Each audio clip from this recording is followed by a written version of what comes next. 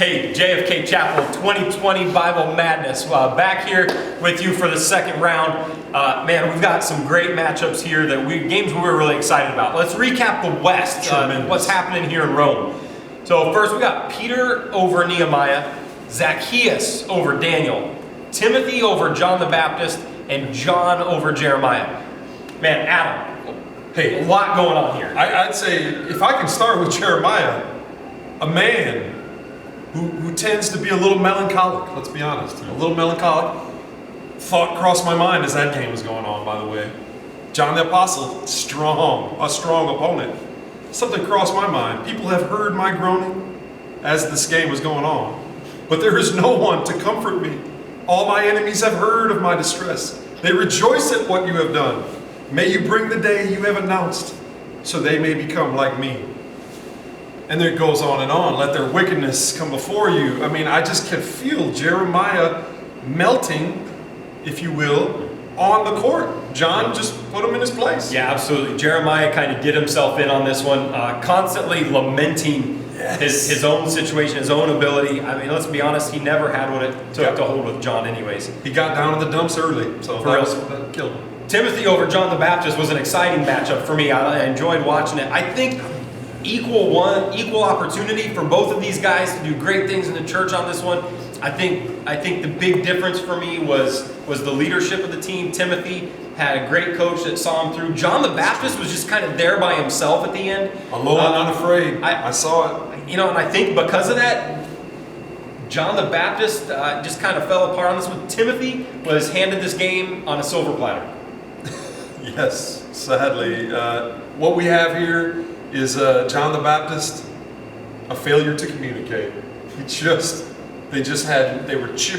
were chippy, they were not, he's just a failure to communicate. He didn't trust his guidance from above. So, hey, message being sent loud and clear by Zacchaeus though, am I right? I mean, Zacchaeus comes out on this one, comes down from that tree in the first round, shows everybody his presence, makes himself known. And this one, he leaves it all on the court, which I think he has to face it. He had to face. I mean, Zacchaeus came out and gave, I'd say, 4 times more than anybody was expecting. This is a man who shuts the mouths of lions, Daniel. I mean, Zacchaeus was in over his head. What was he, a 12 seed? Yeah. I mean, come on. There's no chance that a 12 seed is going to be able to compete with Daniel. Bottom line, did he give too much? He left it all on the court. I can't imagine he's gonna do more beyond this round. Especially seeing now that next round he's gonna be facing Peter. Yeah, you can't go from one to another this way. Yeah. It was great that he came up over Daniel. I'm glad to see him represent hard, but I don't think there's any way he gets past Peter, especially after seeing the way Peter just was a rolling stone over the top of Nehemiah. I mean, like I said to you earlier, off camera. Peter was in the storm for a little while. There was a storm going on, but he was above the waves. Somehow, he was on a different level. When I look at and contrasting Nehemiah with that,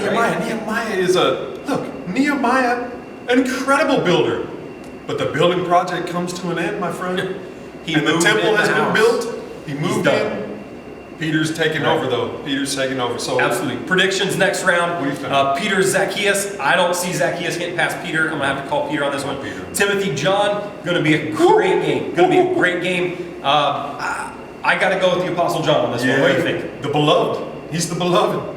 Either what can way. I say? This is a man who is a special. He's the man who is loved by Jesus, right? He is the disciple whom Jesus loved. I got to go with John. Yep. And as far as Peter, he beat Zacchaeus. Zacchaeus was a builder, but Peter is the stone. He is the rock that the church is built on. So I think you know where I'm going with that one. Quickly winding down to see who's going to take control in Rome. It's going to be an exciting next round. Stay with us.